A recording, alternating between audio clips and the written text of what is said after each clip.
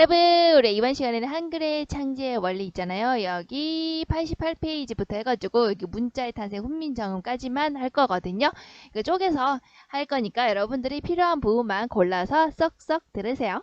자, 문자의 탄생, 훈민정음 해가지고 여기까지가 문자의 탄생, 훈민정음이잖아요. 여기까지 하도록 하겠습니다.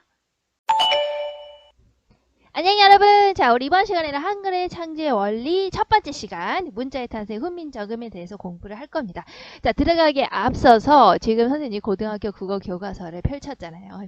여러분들 이거 왜 공부해야 되냐 자꾸 물어봐서 얘기를 하자면, 자, 고등학교 국어 교과서를 펼쳐보시면 이렇게 뒤로 넘어가 볼게요. 여러분들 중2지만요. 한번 쭉 보시면 여기 9번, 9번째 단어 보이시죠? 국어의 어제와 오늘 여기 뭐 있습니까? 세정, 어제, 훈민정음 있지 않습니까? 그래서 범위가 딱 나오죠. 세종어제 훈민정음하고 이제 중세국어 자료라고 해서 이제 당시에 이제 원문이 나와 있고 밑에는 이제 현대어로 해설이 되어 있어요. 근데 여러분들은 이제 이거를 여러분들 잘 분석을 해야 되는 거예요. 언제? 고등학교 1학년 때. 그렇지. 보시면 나란 말씀이 둥기게 달아 문자 와라 서로 사마디 안녕하세요 하고 쭉 나와 있죠. 그래서 밑에 해설까지 나와 있지만 이거를 분석해야 된다.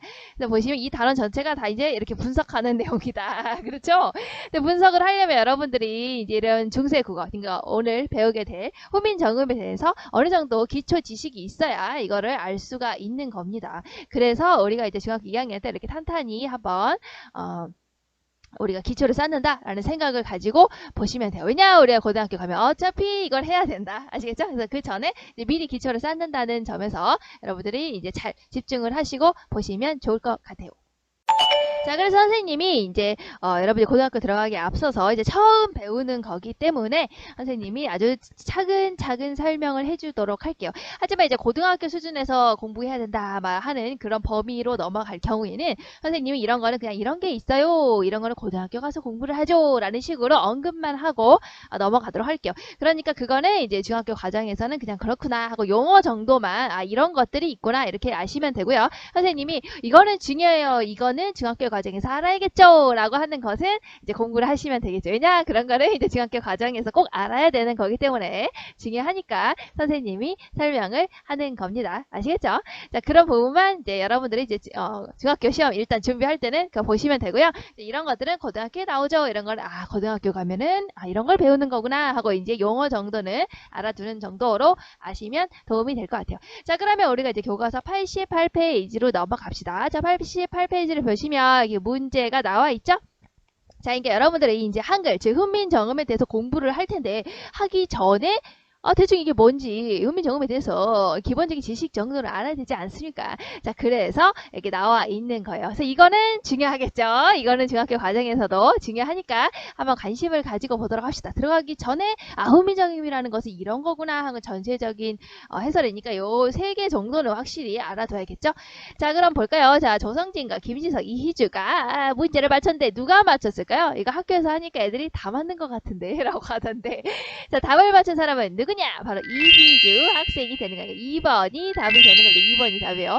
훈민정음은 백성을 가르치는 바른 소리라는 뜻으로 글자 이름이면서 책 이름이다 라는 거. 여러분 이 3가지 선생님이 이제 해설을 쫙 해줄 테니까 여러분들이 보고 이제 이해를 하시면 됩니다. 아시겠죠? 자, 그러면 첫 번째, 세종대왕이 우리말을 만들었다. 자, 이거 맞는 걸까요? 아니라는 거 이미 아시겠죠?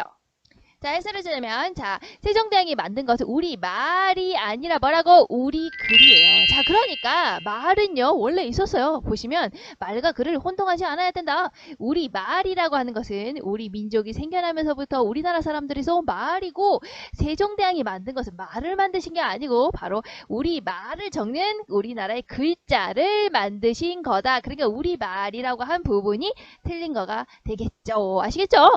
자, 그러면 이게 뭔 말이야? 자, 우리 말이라는 것은 있었어요. 우리가 그 전에도요 말은 사용을 하고 있었답니다. 자, 그러니까 예를 들어서 엄마가 밥 먹으러 오신대. 아니야. 엄마가 이랬대 라든지, 아니면 친구가 엄청 예쁘다. 야, 이건 좀 짭조름한데 라고 하는 우리 말은 있었다고요. 우리 말은 있었어. 자, 근데 이 말이 있는데요, 그거를 우리 글자가 없어. 그러니까 어떻게 적었겠니? 그 당시에 대표적으로 쓰고 있던 문자인 바로 한자를 사용해서 요리조리 조합해서 우리 말을 적었던 겁니다. 자, 그래서 여기 나와 있죠. 훈민정음 창제 이전에는 말은 있었지만 뭐라고? 바로 우리 말을 적는 글자가 없었어요. 글자 없어. 그래서 당시에 그냥 많이 써왔던 뭘 가지고 썼다는 거야? 바로 한자를 가지고 그냥 이리저리 조합해서 우리 말을 표기를 했다는 거야. 자, 그래서 한자를 가지고 우리말을 표기하는 방법에는 바로 세 가지가 있었는데요. 자, 첫 번째는 바로 이두라는 방식이 있고요.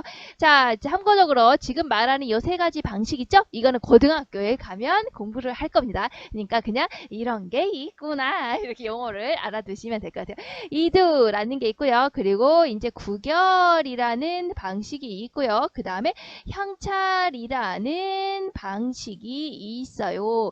자, 그거에 대한 예시가요. 지금 여기 밑에 이렇게 나와 있는 거죠. 이두, 구결, 향찰의 방식이 나와 있습니다. 자, 그 중에 가장 대표적인 게 이제 향찰의 방식인데요. 향찰의 방식은요. 한자에서는 뭐지? 한자는 뜻글자잖아. 그러니까 의미가 있겠죠. 의미, 뜻이 있겠죠. 뜻에 해당되는 부분이 있겠고, 그리고 음에 해당되는 부분이 있겠죠. 그렇죠? 자, 한자의 뜻이랑 음을 대충 조합해가지고 우리말을 표현한 이 방식을 우리가 이제 향찰이라고 하는 거예요. 자, 그러면 예시를 보시면 그냥 간단히 그냥 이런 게 있구나 라는 식으로 보시면 돼요. 이거는 중학교 과정에서는 시험에 내진 않는다.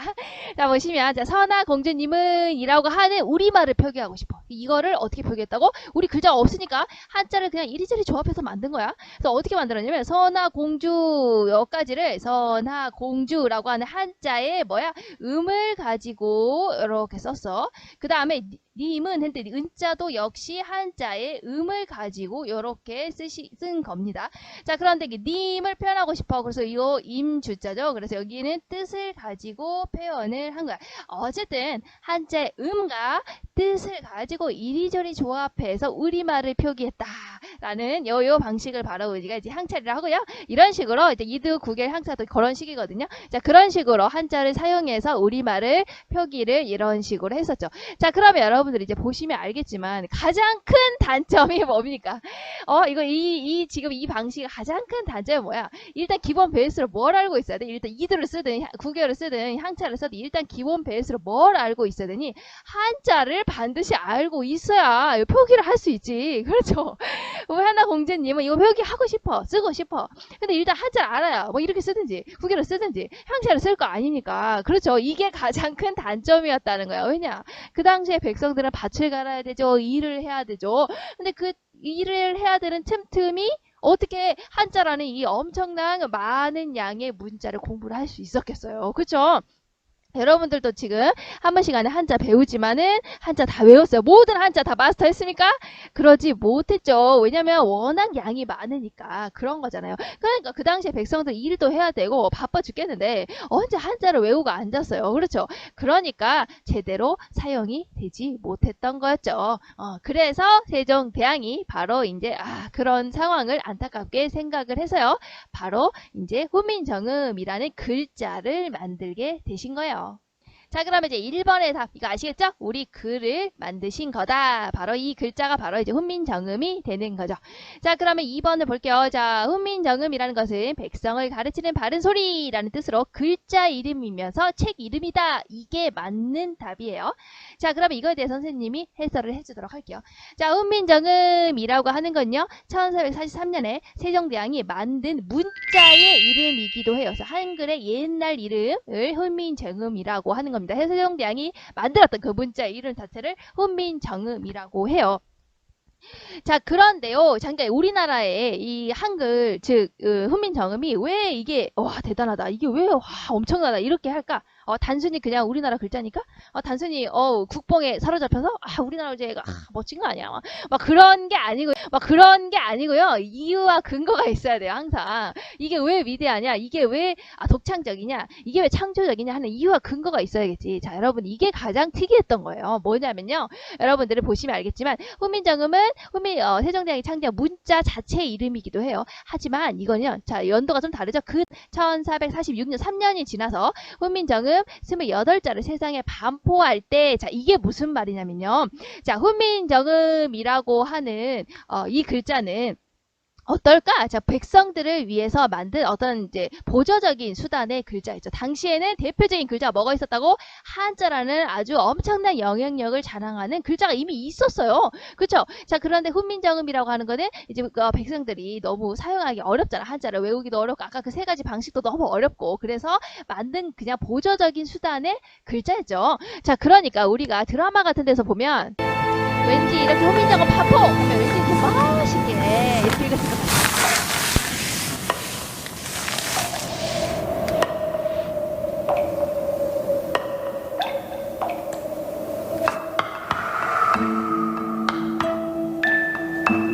나란 말씀이 경기게 달아.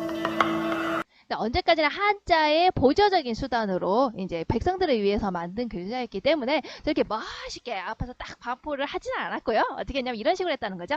1443년에 이렇게 문자를 만들고 훈민정음을 만들고 3년 뒤에 바로 이 문자를 이런 식으로 쓰는 거야 라고 하는 것을 책을 통해서 알려줍니다. 훈민정음이란 글자는 이런 식으로 쓰는 거야 라는 것을 이제 책을 통해서 해설서를 발행을 해주는 거예요. 그러니까 이게 특이한 점이에요. 이게 한문의 한문이네. 이게 바로 훈민정음의 가장 독창적인 점이죠. 그러니까 여러분들 생각하시면 이렇게 생각하면 돼요. 영어 공부하면서 영어 해설서 있습니까? 영어라는 거 이렇게 쓰는 거야? 있어요? 없죠? 중국어 공부하면서 중국어 해설서 만든 거 있어요? 없죠? 자, 그런데 우리나라는 굉장히 특이하죠. 훈민정음을 만든 사람 이렇게 만든 사람 이름도 정해져 있어요. 세종대왕이라고 딱 나와요. 자, 그리고 훈민정음이라는 이 글자의 해설서가 이렇게 있는 거야. 문자를 이렇게 쓰세요 하는 문자의 해설이 있는 거야. 그러니까 이게 굉장히 특이했던 점이에요. 아시겠죠? 그래서 이제 세계 기록유산에 이렇게 들어가게 된 거였죠. 자, 그래서 보시면 3년 뒤에 훈민정음이라는 것을 이렇게 쓰는 거야 라는 그 방법이 적혀져 있는 해설서가 나오는데, 자, 그리고 나서 그 책의 이름이 바로 훈민정음인 게 이름이 똑같아요. 아시겠죠? 글자 이름도 훈민정음이고 훈민정음을 이렇게 쓰는 거야 라고 하는 그 책의 이름도 훈민정음이랍니다. 자, 그럼 이 두 개를 어떻게 구분을 하냐? 바로 문자 이름을 쓸 때는 보통 이렇게 훈민정음 이런 식으로 쓰고요. 우리가 이제 책의 이름에 훈민정음이다 라고 할 때는 이렇게 해가지고 이런 표시로 이제 보통 구분을 하게 됩니다. 자, 그러면 어쨌든 46년에 훈민정음이 28자를 세상에 반포할 때 이제 책을 통해서 이런 식으로 쓰는 거야 라고 이제 알려줄 때 찍어낸 바로 책의 이름도 훈민정음이에요. 그러니까 이름이 두 가지다 라는 것을 기억을 하시면 됩니다. 아시겠죠? 한글의 옛날 처음에 만들었던 이름도 훈민정음이고요. 이 훈민정음을 쓰는 이 해설서의 이름도 바로 훈민정음 이렇게 붙은 훈민정음이죠. 그리고 이 책의 이름을 우리가 훈민정음 해례본이라고 하는 겁니다. 아시겠죠? 자, 그럼 여기까지가 이제 중학교 수준의 내용이고요. 자, 고등학교 수준으로 이렇게 대충 이런 식으로 이제 있구나라고 이제 한번 보시면 이제 여러분들 이제 기본적인 거는 조금 알고 있어야겠죠? 이거는 이제 고등학교 수준에서 뭐 이렇게 된다. 자, 보시면 자, 아까 훈민정음 해례본이라고 선생님이 얘기를 했죠. 훈민정음 글자의 해설서.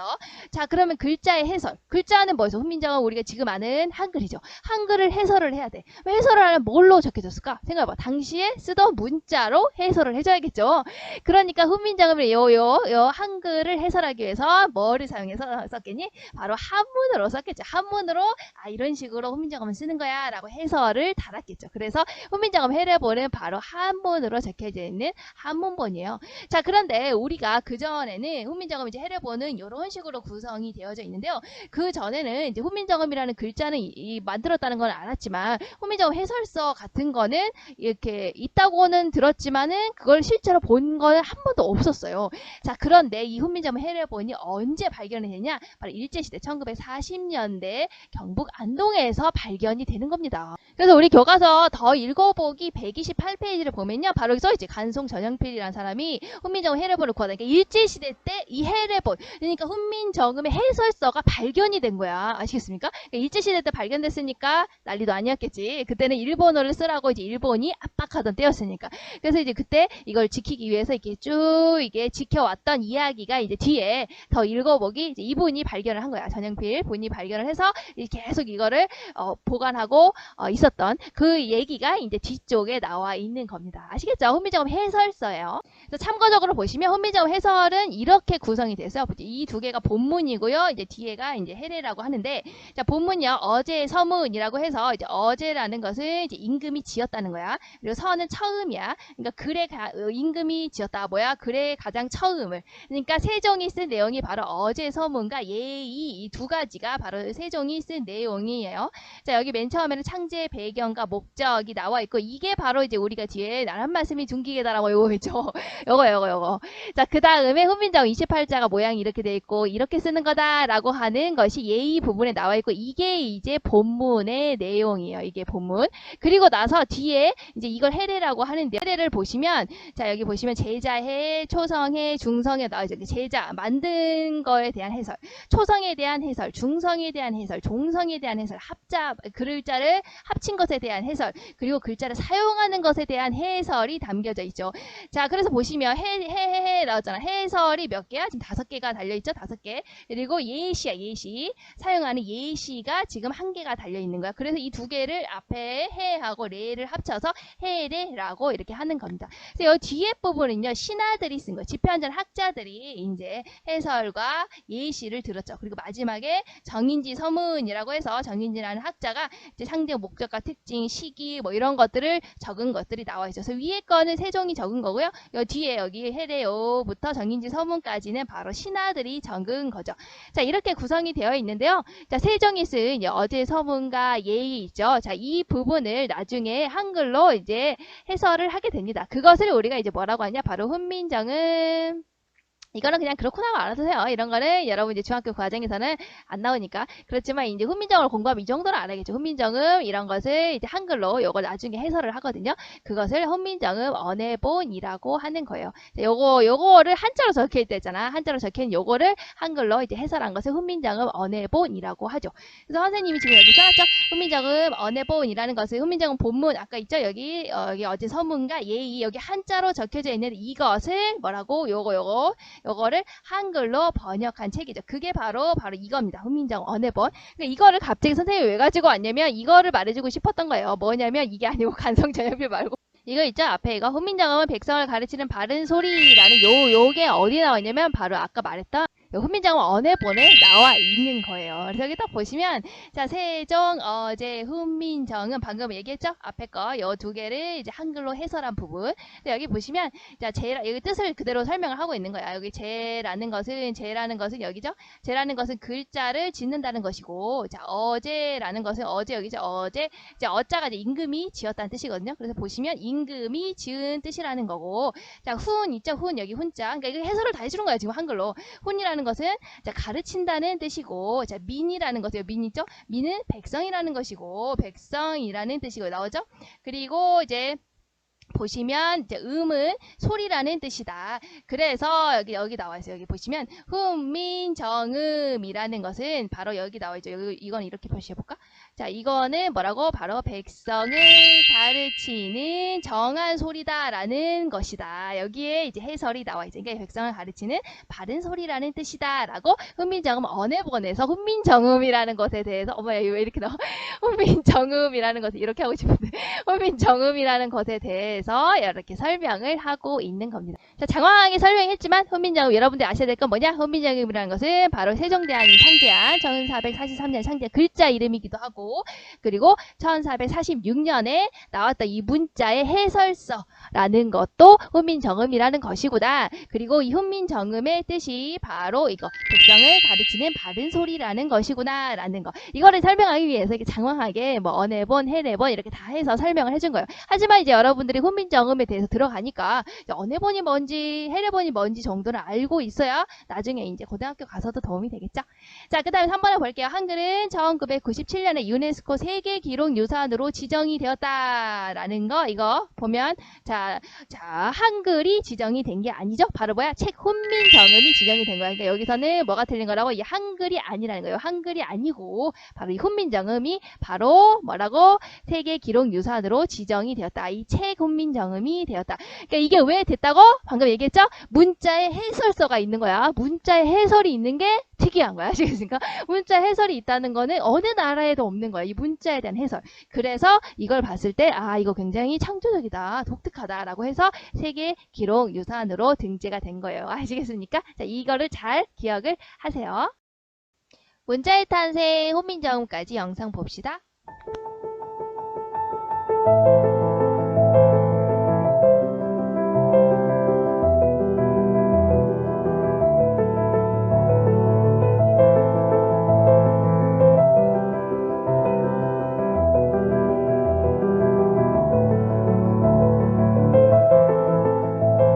한글은 어떻게 만들어졌기에 이런 찬사를 받는 것일까?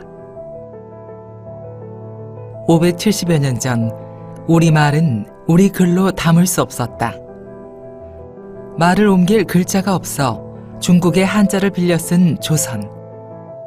하지만 말과 글이 다른 데다 한자는 수가 많고 어려워 백성들은 문자로 소통하기 힘들었다. 이에 세종대왕이 누구나 쉽게 익혀 읽고 쓸 수 있는 새로운 문자를 만드니 그것이 훈민정음이다.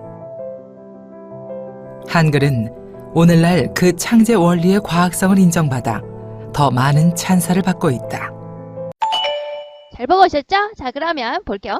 자, 독창적이고 놀라운 음소 문자라고 이제 얘기를 하고 있어요. 전 세계 여러 나라 문자에서도 볼 수 있는 가장 과학적인 표기 체계. 이제 우리가 이제 왜 과학적인지를 이제 보게 될 거예요. 그리고 천년여 한자 역사 속에 탄생한 세계 문화사의 기적이다. 뭐 이런 식으로 찬사를 받고 있다. 여기서 이제 여러분들이 좀 궁금하게 생각할 그 음소 문자라는 거 있죠? 자, 이게 뭘까요? 자, 역시 이제 이것도 역시 여러분들 이제 고등학교 가면은 다 나오는 개념이에요. 그래서 한번 딱 한번 짚어주자면, 자, 문자 유형에는 이런 것들이 있답니다. 자, 여러분들 뭐 이제 역시 참고적으로 알아두시고, 역시 그리고 한글이 음소 문자, 왜 음소 문자지? 뭐 이 정도는 이제 알고 계셔야겠죠. 자, 문자는 이렇게 나눠집니다. 상형 문자는 이제 물건의 모양을 본떠서 글자를 만드는 거예요. 그래서 일지트 문자 같은 경우에 이제 이런 경우죠. 아시겠죠? 이렇게 모양을 본떠서 만드는 거를 상형 문자라고 하는 거예요. 근데 그 다음에 이제 발전된 문자 형태가 바로 표의 문자예요. 자, 표의 문자는 의는요 뜻이요 뜻. 그래서 글자 하나하나의 글자가 어느 음과 상관없이 일정한 뜻을 나타내는 문자. 그래서 중국의 한자 같은 경우인데 여러분들 뭐 이런 거 옷 같은 거 옷 의자죠. 자, 그럼 이건 뭘 의미하는 거야? 이 글자 하나가 옷이라는 의미를 하는 거죠. 의미를 표현한 거죠. 의미를 표현했다 해서 표의 문자라고 해요. 자, 그 다음에 이제 그 다음 발전된 문자 형태를 우리가 이제 표현 문자라고 하거든요. 표현 문자는 이제 소리를 표현한 문자라는 거죠. 바로 소리를 표현한 거예요. 요거는 뜻을 표현했잖아. 옷, 의잖아. 그러니까 여러분들, 그러니까 옷이라는 요 뜻을 표현했죠. 자, 근데 이제 소리를 표현한 것을 표현 문자라고 합니다. 표현 문자는 이제 두 가지로 나누어지는데요. 하나는 음절 문자야. 그러니까 소리가 나는 그 소리 하나하나를 바로 우리가 음절이라고 하거든요. 그래서 한 글자가 그 소리 하나하나의 음절을 나타내는 문자를 음절 문자라고 해요. 대표적인 게 이제 일본어 같은 경우인데요. 여러분들 이제 아리가또 막 이렇게 할 때 이제 어디 있습니까? 이제 아리가또 써볼까? 또 이렇게 쓰시죠. 자, 그러면 이거 같은 경우에 소리가 나는 대로 하면 어때? 아리가또 이런 식으로 쭉 가잖아. 그치? 쭉 아리가또 이렇게 쓰잖아. 자, 아라고 하는 요 소리. 요 소리를 요 하나의 글자로 표현한 거야. 요 음적 소리를 그대로 표현했어. 소리 하나하나를 표현했어. 근데 이 소리가 나는 요 글자 하나하나 요 글자 하나하나를 우리가 음절이라고 하거든요. 요 글자 음절 하나를 표현하는 거예요. 아시겠죠? 그러니까 이 소리를 나타내는 표현 문자 중에서 소리가 나는 요 음절 하나를 표현한 걸 음절 문자라고 하죠. 자, 그런데 이제 우리가 알아야 될 게 음소 문자죠. 음소 문자라는 것은 바로 이 소리가 나타내는 것을 바로 쪼개보는 거야. 그러니까 우리가 이제 음소가 어디서 나오는 개념이냐면 여러분들이 나중에 이제 중3에 올라가게 되면 음운이라는 것을 배우게 돼요. 음운이라는 것을 배우게 되는데, 자, 음운이라는 것은 이제 단의 뜻을 구별하는 가장 작은 소리의 단위로서 여기에 음운에 속하는 거에 바로 이제 음소하고 이제 운소가 있답니다. 자, 그런데 여기서 이제 우리가 이걸 다 설명하기에는 이제 중3 과정이니까, 여기서 보시면 이제 단의 뜻을 구별하는 거에 음소와 운소가 있는데, 이 중에 음소를 얘기하는 거예요. 음소는 보통 뭐냐면 이제 우리가 말하는 자음과 모음이 여기에 속해요. 자, 그러니까 예를 들면 여기 보시면 아리가 또 뭐 안녕 같은 거 해볼까? 이제 안녕 같은 경우에 우리는 글자 어때? 요 뜻 하나, 요 하나, 요 소리 나는 요 하나를 표현한 게 아니죠? 요 안에는 이응이라는 거하고 아라는 거하고 니은이라는 게 이렇게 쪼개지죠. 이렇게 쪼개지죠. 이렇게 쪼개지는 요 하나 자음 모음 하나하나를 음소라고 하는 거야. 자, 이게 음소 단위로 쪼개지죠. 뭐 국, 뭐 이렇게 뭐 했을 때 국, 기역, 우, 기역 이렇게 쪼개지죠. 요거 쪼개지죠. 이 쪼개지는 소리 하나하나를 표현했다. 요거를 우리가 이제 음소 문자라고 하고요. 한글이 바로 여기에 속하죠. 그러니까 이게 왜 가장 발전된 거라고 하냐면, 생각해 보세요. 그냥 우리가 간단하게 생각해 봐도 예를 들어서 뭐 풀이라고 했을 때 우리는 어때? 이 풀이라는 단어를 외우는 게 아니죠. 풀이라고 하는 요 글자 소리 나는 요 풀 하나로 외우는 게 아니죠. 피읍 따로, 우 따로, 리을 따로 이렇게 공부를 하죠. 그러면 어떻게? 푸 따로니까 뭐 파로도 쓸 수가 있고, 예를 들면 이거 피읍을 따로 쓸 수가 있다고. 우라고 하는 우 할 때 우를 따로 띄어서 쓸 수 있다고. 그럼 어때? 굉장히 무한히 우리가 글자를 만들어낼 수 있는 창조력이 생기는 거잖아. 하나하나 다 쪼개져 있으니까. 그렇지? 요거 마음대로 조합하면 여러 개, 수억 개, 수백만 개의 글자가 만들어지게 되는 거죠. 그래서 가장 발전되어 있다라고 보는 거예요. 하나하나 쪼개서 만들었기 때문에. 그래서 이제 한글이 그래서 이제 가장 발전된 문자의 형태의 음소 문자다라고 하는 겁니다. 그게 이제 여기에 나와 있는 거예요. 아시겠죠? 이 뜻 정도는 이제 알아두시면 도움이 될 겁니다. 자, 그러면 이제 여기 해석하는 거 볼게요. 자, 570년 전, 우리말은 우리 글로 담을 수가 없었다. 선생님 다 얘기했어요. 우리 말은 있었지만 어떤다고 글자가 없었다라는 걸 이렇게 표현을 한 거야. 그래서 나오죠? 말을 옮길 글자가 없다. 그치? 글자가 없었지? 그래서 당시에 쓰던 뭘 쓸 수밖에 없었어? 중국의 한자를 빌려 쓸 수밖에 없었다. 한자 빌려 쓰는 방법 3가지 얘기했었죠? 이두, 구결, 향찰이라고 하는 것을 했었다. 그래서 우리가 이렇게 한자를 빌려서 이두, 구결, 향찰을 뭐라고 얘기하냐면 한자 차용표기라고 해요. 너무 지저분해 이상하게 해서 이렇게 썼어요. 한자 차용표기라고 하거든요. 이게 뭐냐면 한자를 빌려서 사용한 표기 방법. 한자를 가지고 이리저리 조합해서 썼다는 얘기예요. 그 3가지 방식 이두, 구결, 향찰이라는 게 있다. 용어만 알아두시고 이제 이런 거는 이제 나중에 이제 고등학교에서 여러분들이 이제 배우게 될 겁니다. 어쨌든 이렇게 썼는데 너무 어렵다고 했죠. 한자를 제대로 알 수가 없었던 백성들 입장에서는 너무나 어려웠어요. 왜냐면 나와 있죠. 하지만 말과 글이 다른 데다가 그렇지 우리는 한국말을 쓰는데 지금 글자는 중국의 글자를 가져다가 쓰는 거잖아. 그러니까 말과 글이 달라. 너무 어려워. 거기다 또 한자를 가지고 쓰자니 한자를 너무나 수가 많아요. 그래서 여러분들 아직도 다 보이네요. 그렇죠? 너무 많아. 그리고 너무 어려워 한자. 그래서 백성들은 문자로 소통하기가 힘들었다라는 한글 창제 당시에 백성들의 문자 생활이 나타나 있어요. 자, 그래서 이걸 딱 요약정리하면 이렇게 되는 거죠.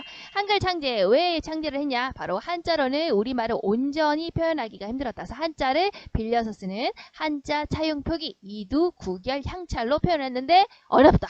왜냐면 일단 그걸 쓰려면 한자를 알아야 돼. 근데 한자를 공부하기에는 너무나 양이 많아. 그쵸?